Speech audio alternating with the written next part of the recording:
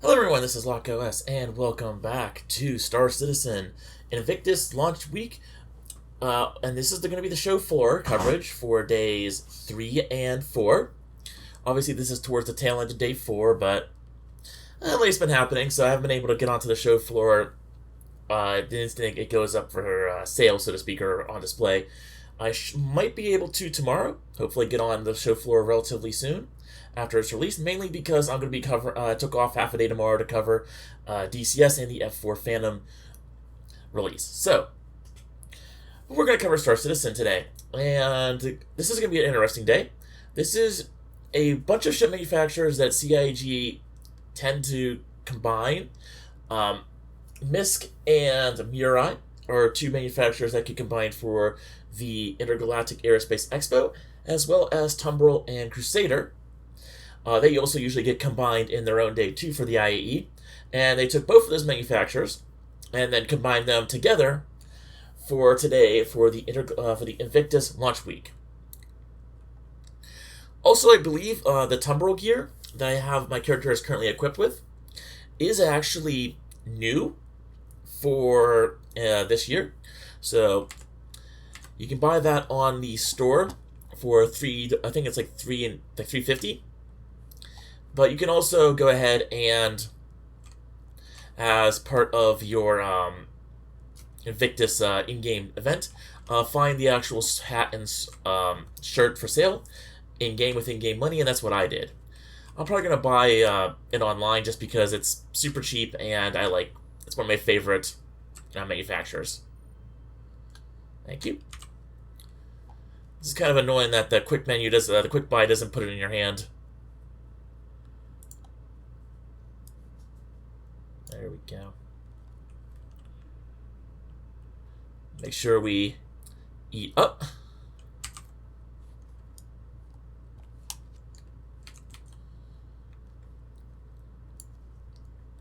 Because nothing would be more embarrassing than starving to death in a convention hall with food. So, the show floor today, there is Crusader on here in the main floor. Crusader also has a little side area over there. We have MISC and MIARI in that side little hall over there, and then we have Tumbril down below. So we have Crusader Industries. They on the main floor. They are showcasing the Ares Inferno and Ares Ion fighters. These are sort of interesting. These are very interesting fighters because they put their main gun armament is concentrated on one gun that is offset from the body. So if the Ares Inferno, it is more geared towards fighting smaller craft with I believe that's a size 7 Gatling gun. And then the Ion, which we will just walk by on the way to go see the Crusader Starlifter series, has instead a laser cannon. And also, as the servers start acting up, we also have the fact that the Inferno and the Ion also have 8 missiles that you can also use as secondary armament to tackle other ships that may be hard to hit with the larger weapons. And we're just going to walk by the Ion, and that's its massive, large gun. The Ares is always an interesting ship. There's a lot of debate about it. It has been a ship that CIG has been struggling and fighting to balance for quite a while. Decline that mission. I wouldn't necessarily recommend it unless you like the idea of being this David versus Goliath, where you have this one fighter with this massive weapon, and you're putting all your eggs into that one weapon to actually do its job. Also of note is the Ion. Even though it's definitely a fighter, it's very much an anti-capital ship fighter. Think of the Ion more as a bomber than as a fighter, and you'll be reasonably happier with your purchase. But even then, I can't really recommend it. There are other better air fighters to go after. I would definitely get an Ion, or even the Inferno with in-game money, unless you really, really like the concept. Next up, we have the Crusader Industries Hercules. We have M2 variant here, C2 variant back there, and your A2 variant right there. The A2 and the C2, the C2 and the M2 are the closest two variants in terms of functionality and stats. They're both very large cargo ships with an interior sealed cargo bay. And they also have ramps that are designed to fit your larger ground vehicles in. So if you do decide to buy a Nova tank or any of the Spartan platform, I believe it's like the Spartan, the Centurion, and the Ballista, any of those Atlas platform, that's what I'm thinking about. If you buy any of the Atlas platform ground vehicles from Anvil Aerospace, which will be having their vehicles come on sale later this week, you will need a Hercules to carry it. I think that's the only ship right now that can carry those vehicles, unfortunately. There might be a couple of others, but I know the Hercules series can carry them reliably, and they can also carry multiple of those vehicles. So the C2 and the M2, I believe, can carry 2 of each. The A2, however, can only carry 1 of those vehicles because its cargo bay is significantly constrained because the A2 is the bomber variant. And we're going to pop here into the A2.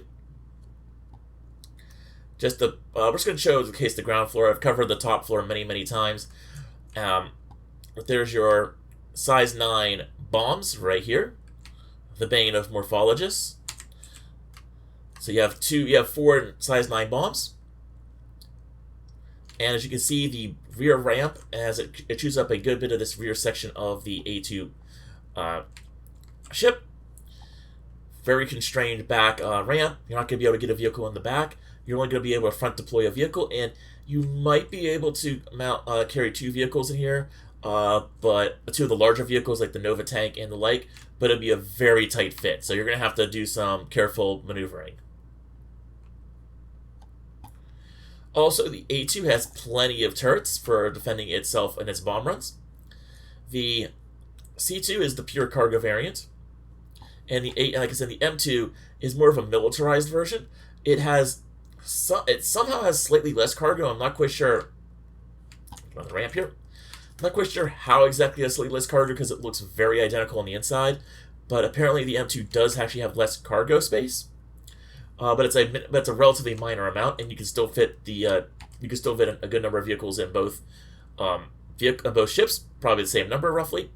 The M2's advantage is that it has a couple more turrets to defend itself, whereas the C2 is pretty much reliant on escorts and flying in monitored space where the police will be able to save your butt and provide backup if you get engaged by pirates.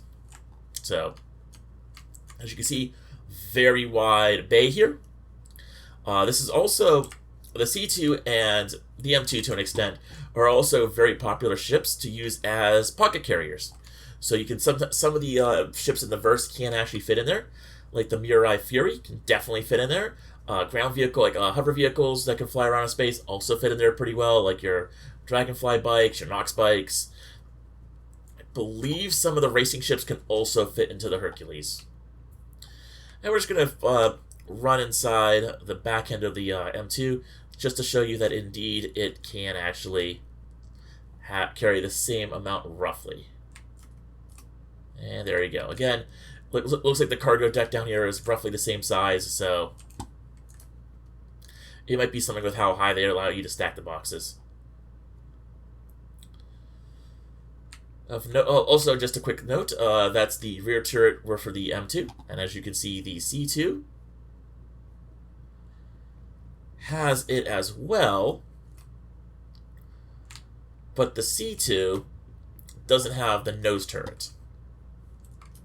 So that is one of the things that the C2 does not have is the nose turret. That's the C2 right there.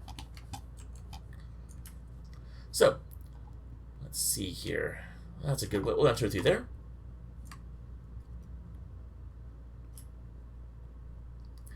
So, we're going to now cover the remainder of the Crusader Industries ships. There aren't too many more left. Good old... I think that's... I want to say it's the Lightning. It's the Anvil F8 Lightning. Yep, F8C. The C variant.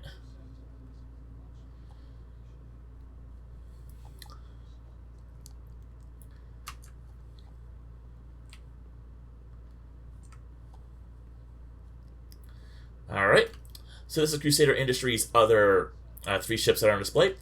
While there are 2 ships back there, they're both the same one. They're just rotated differently, so you can get a different view of them as you enter. The A1 Spirit and the C1 Spirit are the newest ships in the Crusader Industries lineup. The C1 Spirit is a cargo ship, and it's meant to be basically think of the C2 Hercules Starlifter, but slimmed down and way faster. And also, the C2 and the the C2 can be piloted only by a small crew of only 2 people. This is really meant for the C1 Spirit is really meant for the 2-person play experience.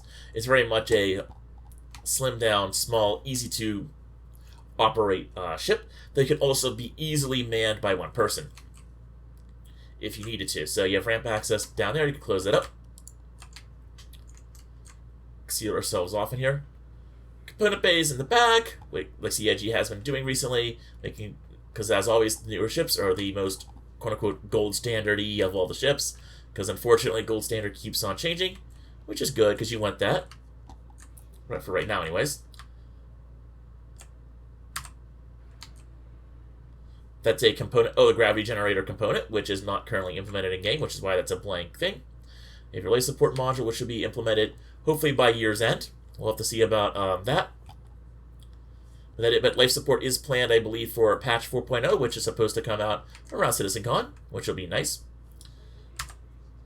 Again, another panel right there. That's probably going to be your radar component. Avionics bay, which is yet to be implemented. Hopefully will be soon, because that'll be a fun component to play around with. Over here, we have a kitchen area. So you have a little kitchenette area, and it looks like there's going to be some storage for food down there, which will be nice. Because especially for longer voyages that are being stuck out in the black, you want to make sure you have a supply of food and water.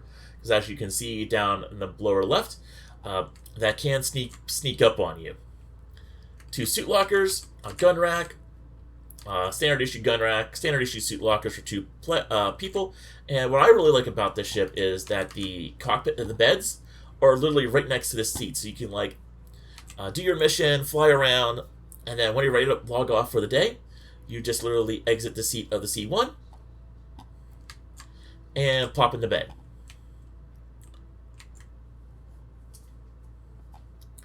And that's pretty much it for the C1.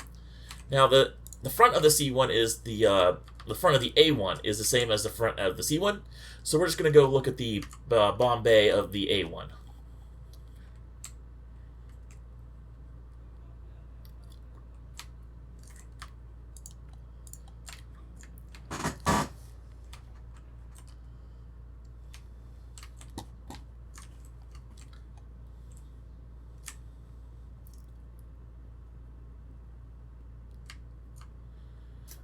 Quick note about the Mercury series. They are a very nice set of ships, but you definitely need at least a crew of one or 2 extra people. So a crew of 2 to 3 to make the most out of the ship, because it has 2 turrets that allow it a decent amount of firepower for defensive ability. But again, it's also sort of like the Spirit series. These are very much faster courier ships that allow you to do also data running. But even though the data running mechanic hasn't been implemented yet, the fact is that these ships do actually have quite a bit of cargo space, and they're also pretty fast, and you can actually carry a decent number of ground vehicles in the cargo bay because of the way it's designed. I don't think, and obviously this is the A2, so the A1 rather, so it has a bomb bay here in the back. But I don't think even with the C1 you can quite fit as a wider range of vehicles. You might be able to get away with a Cyclone at best in a C1. But here in the A1, other than maybe the MIARI Pulse and some other smaller grav bikes, you're not going to really be able to fit any ground vehicles in the back here. That's because, as you saw as we entered, we have our bomb bay back here. Whereas the A2 has 4 very large bombs, this goes for a larger quantity of smaller bombs. That's probably a bit more pragmatic, to be honest, in most situations. You don't need to necessarily lob around like massive size 9 bombs.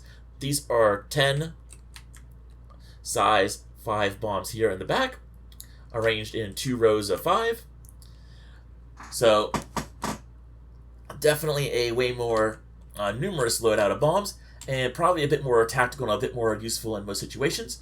Also, considering that the C-A1 is a smaller ship, and it's also supposed to be faster, you're probably going to have a better survivability in this ship, just because it is smaller, faster. You can get in, get your 1 or 2 bombs off that you need on the target, and get out, rather than worry about like loitering and coming in this huge, massive ship, getting shot down. Even though the A2 is fairly tanky, I would say for most of your bombing operations for air to ground, at least in the current version of Star Citizen, A1 Spear is probably going to be your best bet.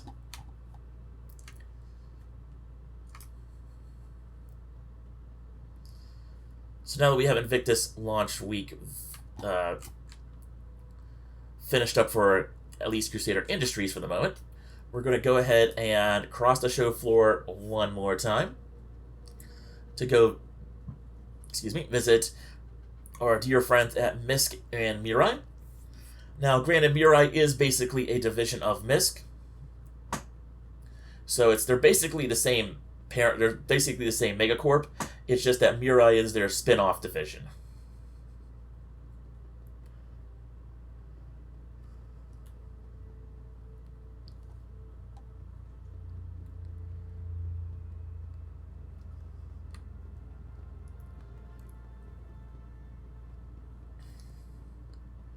Heading over here, we now have MISC and MIARI, and they don't really have a whole lot on sale here. You have, like in previous, like last year, the newly introduced snubcraft, the Fury. Your Fury standard base model with 4 guns and 4 missiles, and then you have the Fury MX, which goes all in on missile spam, which is a very bold choice from CIG, considering missiles are very finicky at best. But hopefully, with more and more server performance improvements and the server meshing in 4.0, they'll get missiles working respectably decently. Don't expect it to work amazingly for a while. Speaking of missiles, you have the MISC Freelancer MISC, which is the missile variant and the combat quote-unquote variant of the Freelancer series. And I'm going to take a quick peek in the cargo bay to see, yes, I do believe that this is something they recently talked about on Inside Star Citizen, is that they are implementing the component bays now on the Freelancer series of ships. So now the Freelancer series of ships have all their components here, and you can actually now interact with them, do what you need to do with them. So they're starting to gold standard, and they're starting to slowly gold standard all the ships, get all the engineering components all lined up for all these ships. So that's a good sign. And we're going to exit out of the MISC. Now, the MISC's claim to fame, by the way, is the fact that it has, in addition to its standard missile armament on the outside, it actually has a torpedo missile launcher up top that fires off, I think, size 5s. Or at the very least, it shoots off, I think, like a whole bunch of size 3s.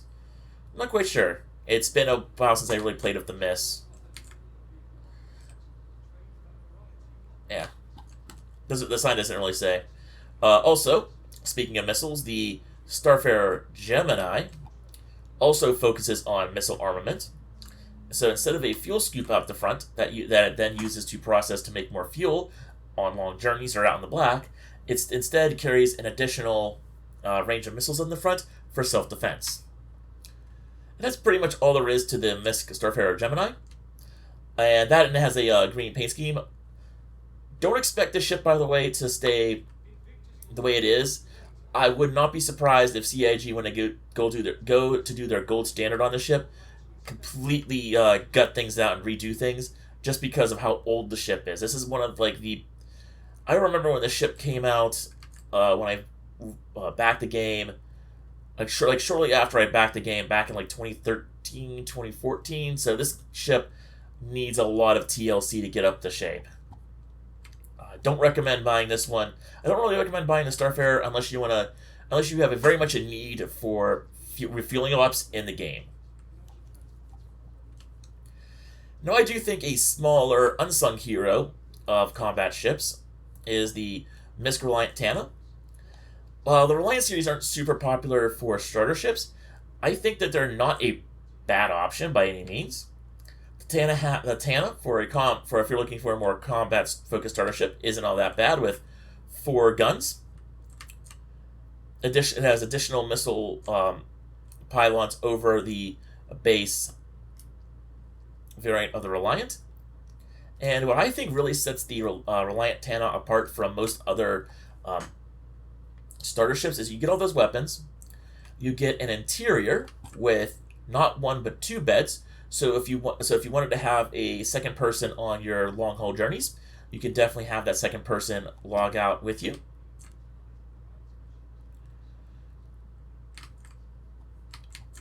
You also have a gun rack, a toilet shower combo right here, and the cockpit has 2 seats. So you actually have the ability to have a pilot and co-pilot to fight with, plus 2 people. So you and a friend, or someone else you meet online. And you also have a bathroom, gun rack. Like this, for a small ship like this is actually a really nice tight package for reasonably cheap that allows you to do quite a bit with another person. And the piece de resistance that really sets this apart for me from most other combat-focused ships is not only can you do a lot of missions then with a second person, which allows you to be a bit more effective and honestly have a lot more fun playing, you actually have this 1 STU cargo bay spot right here that you can drop off mission boxes. So if you need to do 1 SCU deliveries or 1 SCU retrievals, like if you have to go into a combat area, grab a bunch of cargo, grab it like this, probes to deploy, or if you need to grab like an evidence box or something, you have this 1 SCU space right here in order to drop off your mission objective and carry it safely with you. So the Reliant Tana is, I think, secretly a good starter ship for a more all-around combat ship, especially if you want to use it with another person to do a whole bunch of missions in the game.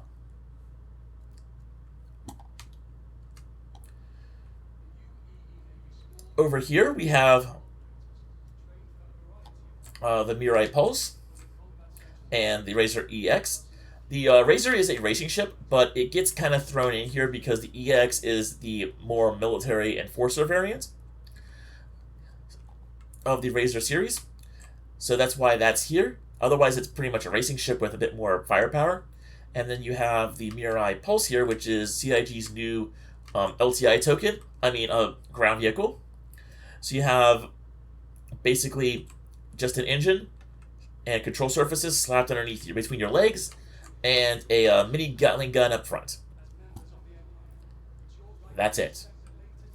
I don't even think this thing has a shield generator to protect you, so while this is very much meant to go anywhere and be stored in any vehicle, keep in mind that you are probably going to be very exposed to fire because you are literally sitting around the vehicle. Like your leg's going to be on either side and your body's going to be up top. So you're going to be very exposed in this ground vehicle. So don't expect it to offer you much protection. Your only protection is your speed and the fact that you have this laser Gatling gun in order to fire back at your targets. However, I can easily imagine LMGs and even assault rifles and sniper rifles damaging this ground vehicle very easily, and more likely than not just killing you outright before the ground vehicle gets damaged, because you're literally using your body to shield the ground vehicle. So, to keep in mind, the Pulse is very nice because it can be basically you can basically load it up into pretty much any other ground vehicle or any other vehicle, pretty much period. But you're very exposed to fire, so don't expect to last long in combat. Even though CIG did show in one of their videos for the Pulse, like they sneaking into like a bunker mission and clearing out bunkers. Once the AI is working, they're probably going to just snipe you off the Pulse as soon as you enter. So do keep that in mind. Now, after that, we do have one last set of hulls to go through. And it's already 25 minutes into this video, so hopefully this will be a relatively quick walkthrough because we have to go through Tumbril land systems, which usually ends up in the bottom floor of the show floor, mainly because Tumbril does ground vehicles, and they usually tend to stick a lot of their ground vehicles on the bottom floor. And then thankfully we only have, after that, one holo viewer to look at.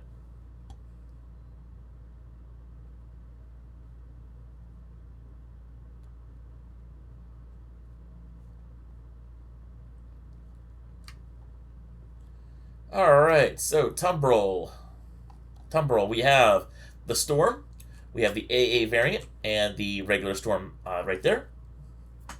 The regular Storm has a laser cannon, the AA variant has missiles. The AA variant is supposed to be more used against air targets, so you can use it as like a mini SAM site. The regular Storm can be mostly meant as a light tank, so you can use it to engage other ground vehicles. You can even potentially use a pair of them to engage a Tumbril Nova and come out on top, but it's pretty much your just light tank of the verse. Keep in mind, however, the Tumbril Nova tank, even though it's bigger than this Storm overall, the Nova is actually thinner, and the Storm is a pretty wide tank, so do keep in mind that you're going to have some trouble getting this into and out of certain ships, just because the Storm is kind of a bit wider than the Nova. But it is an option for if you want a slightly cheaper tank, and you only need and you only are going to be mostly driving it by yourself because it's a one-person, one-man tank. But do keep in mind you're going to have to be very careful about which spaceship you load it into, because even though it's quote-unquote smaller than the Nova, it's actually wider than the Nova.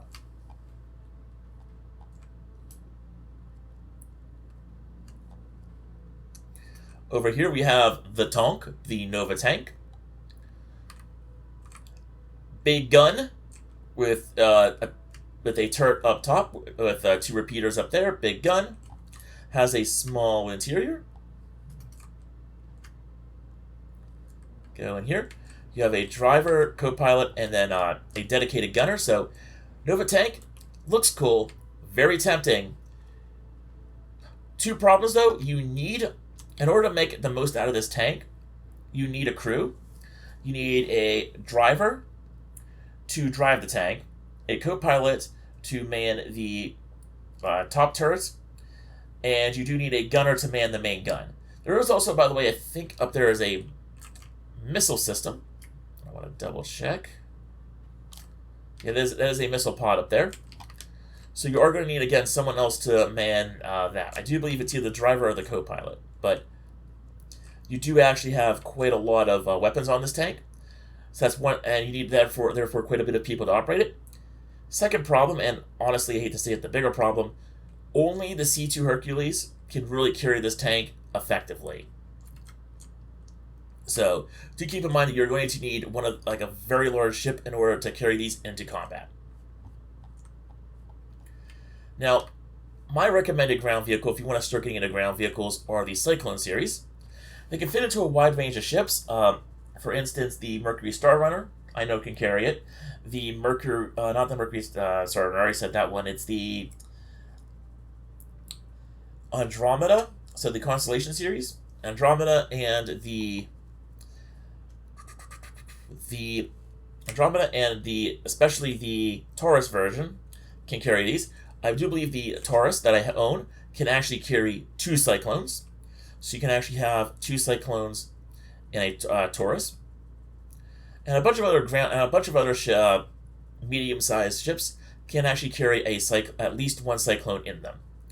Cool thing about the Cyclone is you can operate them, you can drive them with just 1 person, but a lot of them are meant to carry actually at least a second person as a gunner. So the MT is a very interesting one. The MT has a bit more of a problem getting into and out of certain ships because of clearance, because you have 4 missiles and a turret up there. When the server recovers, I'll talk about the other variants. So the MT has missiles and a cannon for its turret, So it's a bit more meant to target and engage other ground vehicles. Although you can easily use the cannon to engage infantry. There's nothing saying you can't use that for engaging infantry. It's a light cannon. I think that's a size 1 broadsword, I think, which is the broadsword 11. You can also, with all the Tumbril series, carry at least 2 people. With the MT and the TR, which is the other one of the turret, you can carry a 3rd person. So you can carry a small squad of your friends into combat. The TR, which is the one that has a turret on the back, has a Gatling gun turret, ballistic Gatling gun, and again, that's a 3-man vehicle. A little bit easier if you want something. If you want to carry a Cyclone with firepower and you don't want any clearance issues, or you might be worried about clearance issues, or you know you're going to be engaging like very light vehicles and infantry, the TR is actually really nice because the TR has a Gatling gun, which is a bit higher rate of fire, a bit smaller. Also, the MT compared to the TR is a bit more expensive for the MT. So if you're looking to be a bit more budget conscious, go for the TR. There's also the RC and the base Cyclone. The RC is a recon variant, quote unquote, that has a scanner in the back, and the base Cyclone has a little bit of a cargo bay in the back, so you can load one SCU box in the back and make your escape or carry around an extra bit of cargo that way. Alright everyone, welcome back. Server recovered. So, quick review. That's going to be the MT right there.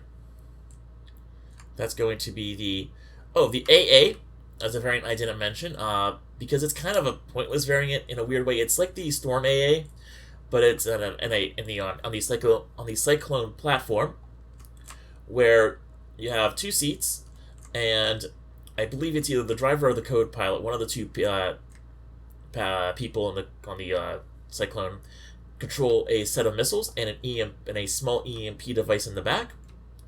So you can use the AA to engage air targets, so you can have a little bit of air defense coverage there, but it's kind of a little bit of a weird thing because I think you only have a few missiles in the AA, so it's not like you have a lot of magazine depth in order to defend against air targets. So let's say basically a slightly cheaper variant than the MT, but it is an option if you need something that's on the ground that can shoot targets at the air.